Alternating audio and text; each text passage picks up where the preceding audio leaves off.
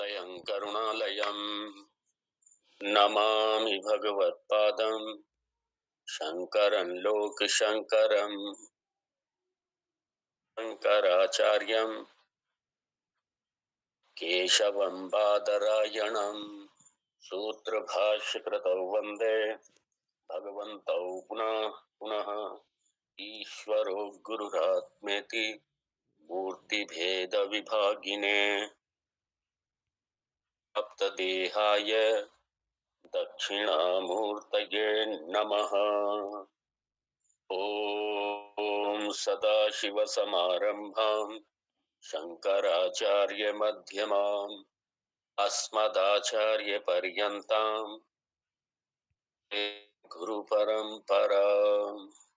ॐ सहना भवतु सहनौ भुनक्तु सह वीर्यं कर्वावहै तेजस्विनावधीतमस्तु मा विद्विषावहै।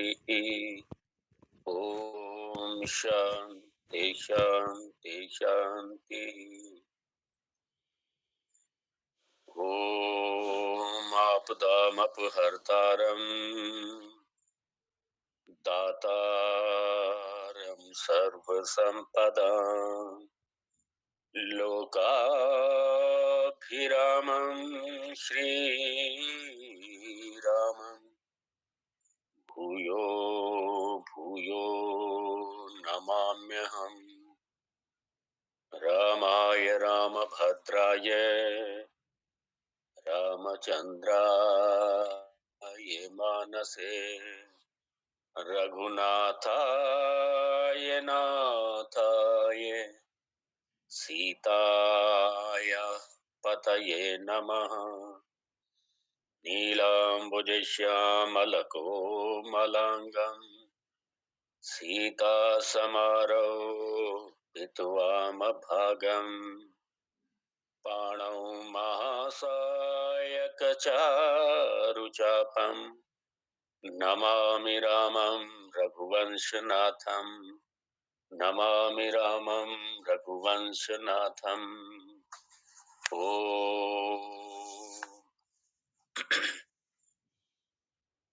श्री राम गीता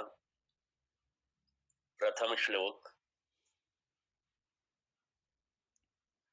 श्री महादेव उवाच ततो जङ्गन्मङ्गलमङ्गलात्मना विधाय रामायण कीर्तिमुत्तमाम्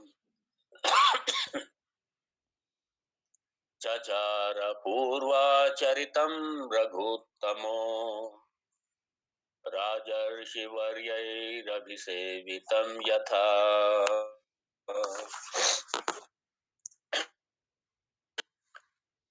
श्लोक 37 37वां। श्री रामचंद्र उवाच यदन्यदन्यत्र विभाव्यते भ्रमात् अध्यासमित्याहुरमुं विपश्चितः असर्वभूते विभावनं यथा रज्ज्वादिके तद्वत् अपीश्वरे जगत्।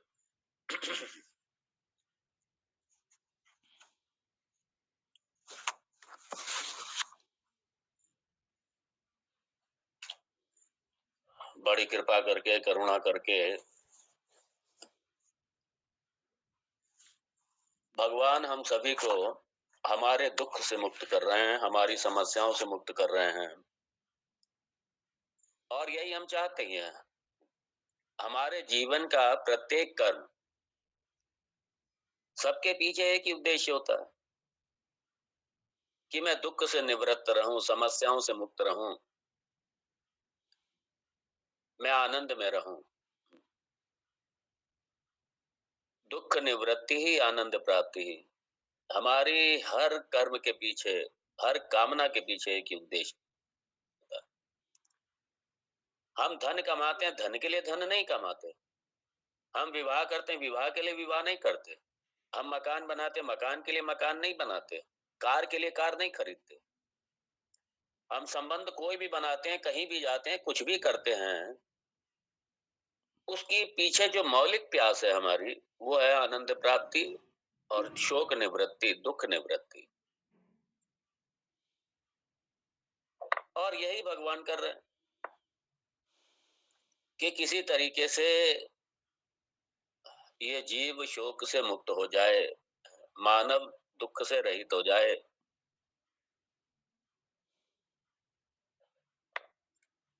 और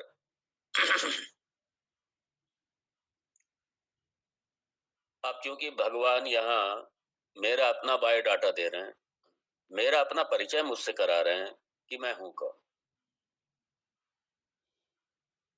और सारी समस्याओं का जो जड़ है वो मेरा अज्ञान ही है। सारी समस्याओं का मूल अज्ञान। किसका अज्ञान? अपने स्वयं का अज्ञान। और बड़े ये विडंबना है। देखिए, जीवन की विडंबना है कि मैं खुद ही समस्या हूं, मेरा अज्ञान समस्या है, लेकिन हम अपनी तरफ कभी ध्यान ही नहीं देते। हम ये समझते हैं क्योंकि अपनी तरफ ध्यान देने की किसी को जरूरत महसूस ही नहीं होती, उसे लगता ही नहीं है कि उसे स्वयं का अज्ञान है, उसे बिल्कुल नहीं लगता। स्वयं के बारे में अगर किसी से पूछो स्वयं के बारे में, तो हर दुनिया का इंसान कहेगा भाई अपने बारे में क्या नहीं जानता, मैं अपने बारे में सब कुछ जानता हूं। और वास्तव में वो कुछ भी नहीं जानता अपने बारे में। वो अपने बारे में लेश मात्र भी नहीं जानता। अगर अपने स्वरूप के बारे में कोई जानता होगा, जो ज्ञानी है,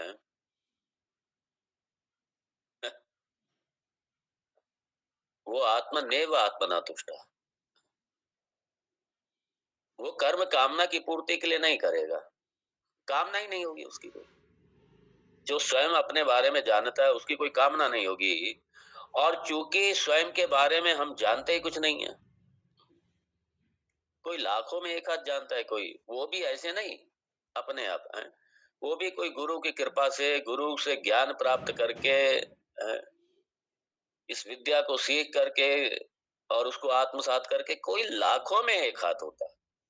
लाखों में, हजारों में भी नहीं, लाखों में। वो अपने बारे में, अपने आप को जानते हैं। बाकी तो सारे बिल्कुल अनभिज्ञ, अज्ञानी, अपने बारे में कुछ जानते ही नहीं। और अपने बारे में जानने की चेष्टा भी नहीं करते, क्योंकि उन्हें लगता ही नहीं है कि मैं अपने बारे में नहीं जानता हूं।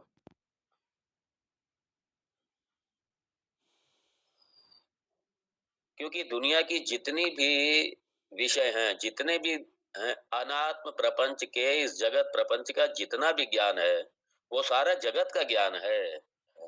मेरे बारे में तो है ही नहीं ज्ञान कुछ। मैं कौन हूँ इसका ज्ञान किसी साइंस के पास नहीं है। ये सारी अनात्म विद्याएं, जितनी जितने हमने ज्ञान के नाम पे संचय किया हुआ है, ये सारी अनात्म विद्याएं हैं सब। ये सारी जगत की विद्याएं हैं सब। ये जगत से जोड़ने वाली है, जगत में रखने वाली हैं सब। सारी जगत की विद्याएं हैं।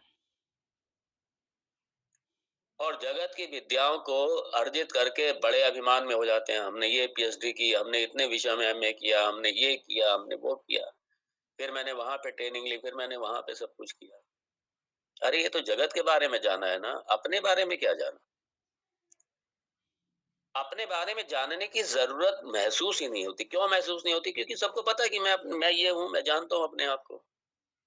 मैं इतने सन में पैदा हुआ, यहाँ पैदा हुआ, फिर यहाँ मैंने एजुकेशन प्राप्त करी, इतने सन में मेरा विवाह हुआ, फिर बच्चे हुए, फिर ये हुआ, फिर वो हुआ, फिर वहां मेरा ट्रांसफर हुआ, फिर वहां मेरा व्यापार हुआ, फिर वहां मेरा घाटा हुआ, फिर वहां मेरा एक्सीडेंट हुआ, फिर वहां मेरा ये हुआ, वो हुआ।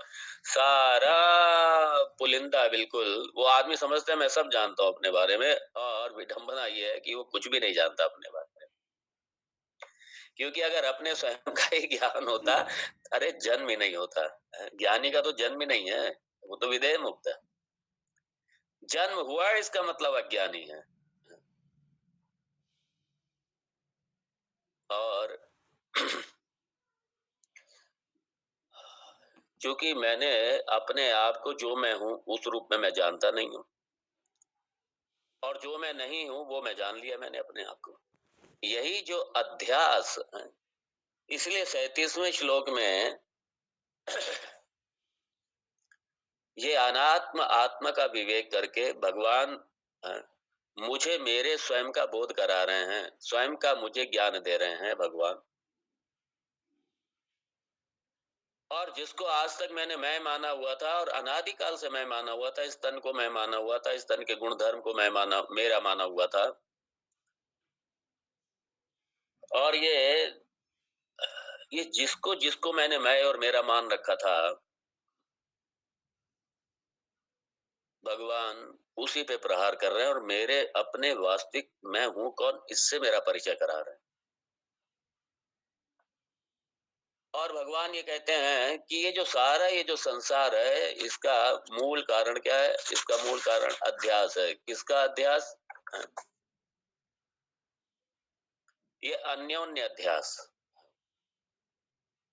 क्योंकि आत्मा पंचकोशातीत, ये देह में रहते हुए भी बिल्कुल इससे पृथक है। देह में रहते हुए पृथक है। और हमने देह में क्या किया? हमने ये देह है तो जड़, और हमने अपना चैतन्य चैतन्य तत्व जो मैं हूं, मैंने अपना चैतन्य जो मैं हूं और इससे एकात्म होने के कारण ये अध्यास हो गया। कैसे अध्यास हो गया? मैंने इन दोनों को मिला दिया। मैं देह वाला नहीं हूं, देह भी नहीं, देह वाला बन गया। देह वाला बन गया, मैं देह हूं। देह के गुण धर्म, देह की समस्याएं, ये सारी मेरी समस्याएं। देह की भूख,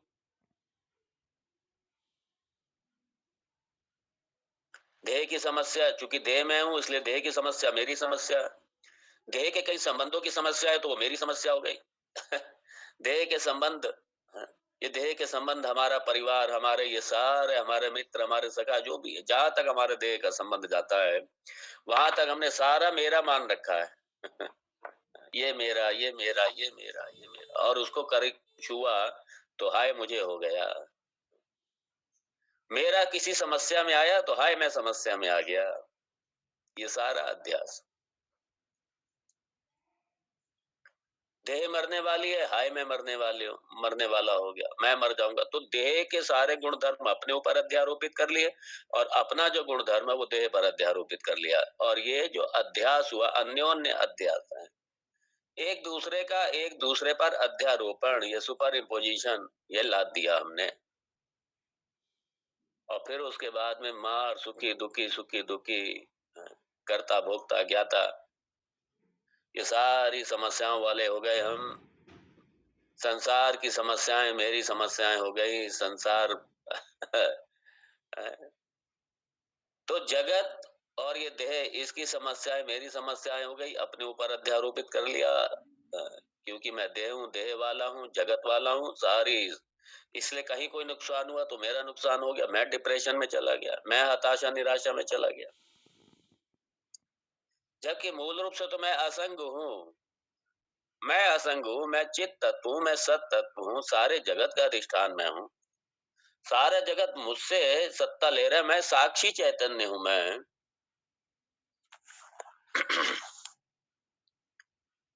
तो ये क्या होता है? ये जो चेतन तत्व है, जो चित तत्व है, ये जो अवेयरनेस है, ये क्या करता है? ये अहम, मैं हूं, अहम के रूप में जब जैसे इस देह में अध्यास हुआ, बस तुरंत अहम वृत्ति आ गई, मैं हूं। तो अब देखिए, बड़े मजे की बात है। एक प्रश्न उठता है कि अगर ये पूर्व पक्ष है, मान लीजिए ये पूर्व पक्ष कह रहा है, ये शंका है, पूर्व पक्ष कह रहा है, क्या कह रहा है? कि देह जड़ है? आप कहते हैं देह जड़ है, ठीक है। तो ये सामने मेरे दीवार, ये भी जड़ है। तो जब देह में अहम बुद्धि है, देह जड़ है, उसमें अहम बुद्धि है, तो ये दीवार में अहम बुद्धि क्यों नहीं है? दीवार में अहम बुद्धि क्यों नहीं?